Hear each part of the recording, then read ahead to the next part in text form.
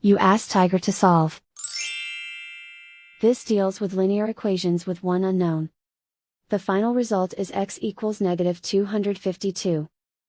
Let's solve it step by step. Group all constants on the right side of the equation. Subtract 42 from both sides. Simplify the arithmetic.